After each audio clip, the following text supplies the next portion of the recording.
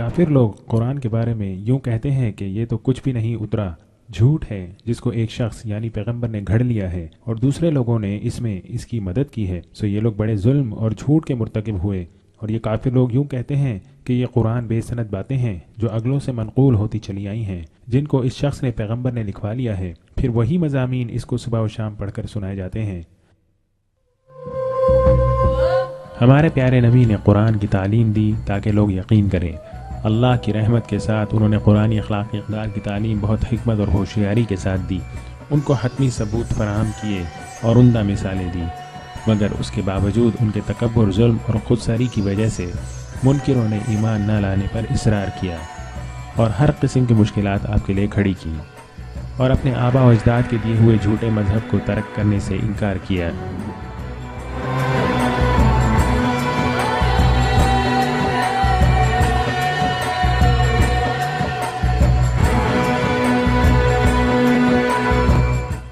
منکر آپ کے انکار کرنے کا کوئی معقول اور قانونی طور پر صحیح جواز نہ لا سکے، لہٰذا ان کی ناسمجھی کی وجہ سے انہوں نے غلط طریقوں سے جیسا کہ ذہنی اذیتوں، تذلیل، تضحیک اور طعنہ زنی سے لوگوں کو آپ کے ماننے سے روکا۔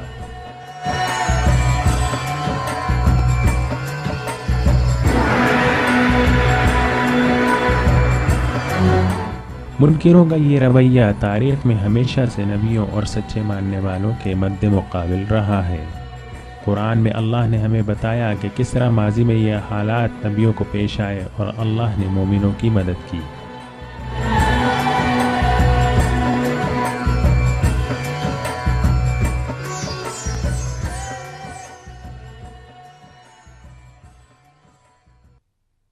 اور بہت سے پیغمبر جو آپ سے پہلے ہوئے ہیں ان کی بھی تکذیب کی جا چکی ہے، سو انہوں نے اس پر صبر ہی کیا کہ ان کی تکذیب کی گئی اور ان کو ایذائیں پہنچائی گئیں، یہاں تک کہ ہماری مدد ان کو آ پہنچی، اور اللہ تعالیٰ کی باتوں کو کوئی بدلنے والا نہیں، اور آپ کے پاس بعض پیغمبروں کے بعض قصے پہنچ چکے ہیں۔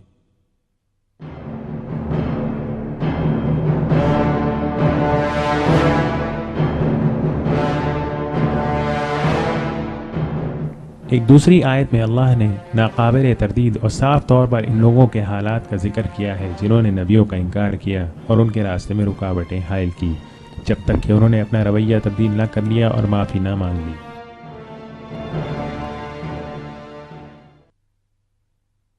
اور ہم ہر امت میں کوئی نہ کوئی پیغمبر بھیجتے رہے ہیں کہ تم اللہ کی عبادت کرو اور شیطان سے بچتے رہو، سو ان میں سے بعض وہ ہیں کہ جن کو اللہ تعالیٰ نے ہدایت دی، اور بعض ان میں سے وہ ہوئے جن پر گمراہی کا ثبوت ہو گیا۔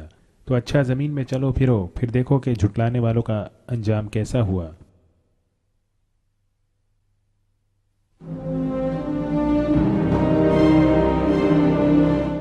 جیسا کہ اس آیت میں بتایا گیا، اللہ کا پیغام پہنچانے والے جو کہ نہایت مخلص، ایماندار اور تقوی والے لوگ تھے، ان کے ساتھ جو ناانصافیاں کی گئیں وہ اس دنیا اور آخرت میں بغیر اجر و ثواب کے نہیں چھوڑ دیے جائیں گے۔ آخر کار ہمارے نبی اور ان کے ماننے والے کافروں پر غالب آ گئے اور کافروں کے ساتھ اللہ کا وعدہ پورا ہوا۔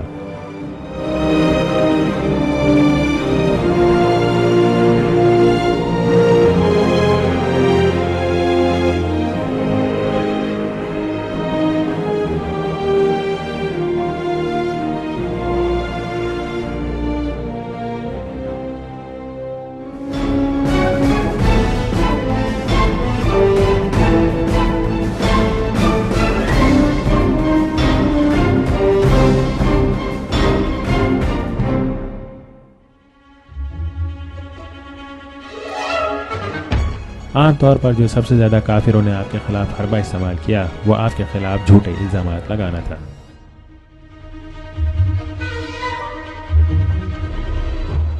اس کا ذکر قرآن میں آتا ہے کہ کس طرح اللہ کے نبیوں اور ان کے ماننے والوں کو بہت سے ناخوشگوار الزامات کا سامنا کرنا پڑا۔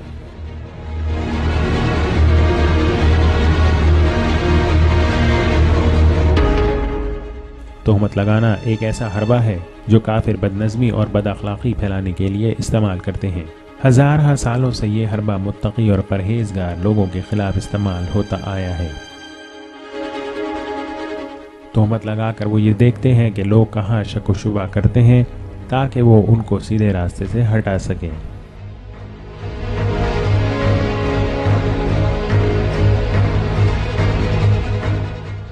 تاریخ میں ہمیشہ سے یہ حربہ تمام اللہ کے پیغمبروں اور ان کے ماننے والوں کے خلاف استعمال ہوا ہے، حضرت نوح، سلیمان، موسیٰ علیہ السلام سے لے کر حضرت محمد مصطفیٰ صلی اللہ علیہ وسلم تک۔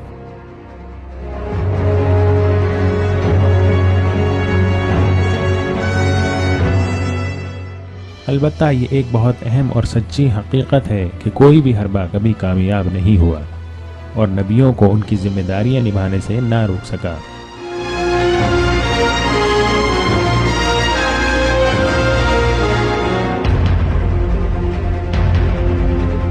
اس کے برعکس یہ حربیں مومنوں کے یقین میں مزید اضافے اور اللہ سے نزدیکی کا سبب بنے۔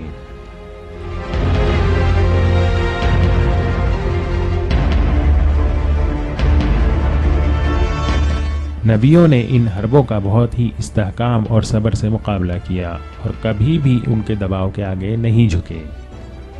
وہ اللہ کے حکم کے مطابق زندگی گزارتے رہے اور لوگوں کو سیدھے راستے کی طرف بلاتے رہے۔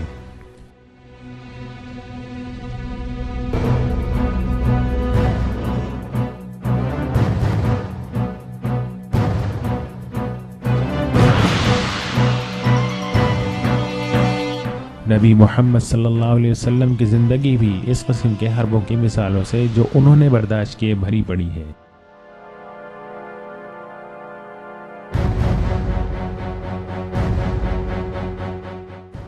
بتوں کے پجاریوں نے نبی صلی اللہ علیہ وسلم پر دباؤ ڈالنے کی کوشش کی اور ان کی نظر میں انہوں نے آپ کو دین کی محنت کرنے سے روکنے کے لیے آپ پر اور آپ کے خاندان پر جھوٹے الزامات لگائے۔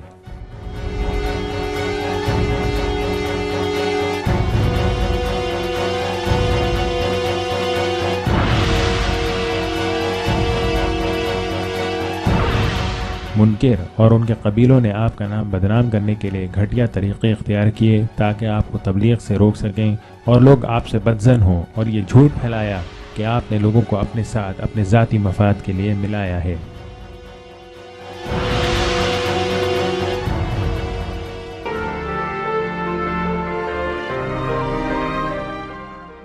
اللہ کے نبی ان تمام بے بنیاد خیالات اور الزامات سے پاک ہیں جو منکروں کی طرف سے آپ پر لگائے گئے۔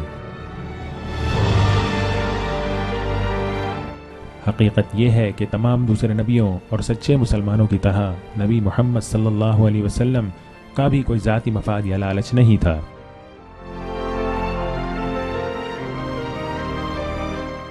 انہوں نے کسی سے کوئی معاوضہ یا انعام طلب نہیں کیا، بلکہ ان کو اللہ کے راستے کی طرف بلاتے رہے اور آخرت کی زندگی کی یاد دلاتے رہے، صرف اللہ کی خوشنودی، اس کی رحمت اور جنت کے حصول کے لیے۔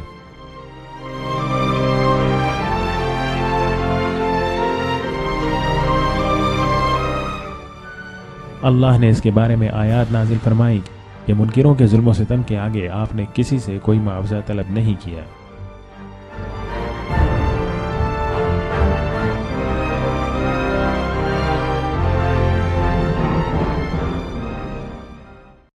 اور آپ ان سے اس پر کچھ معاوضہ تو چاہتے نہیں۔ یہ قرآن تو صرف تمام جہان والوں کے لیے نصیحت ہے۔ قرآن کی بہت سی آیتوں میں اللہ نے اپنے نبی کو ان منکروں کی طرف سے لگائے گئے برے الزامات اور تہمت سے نجات دلائی۔ ان میں سے چند یہ ہیں۔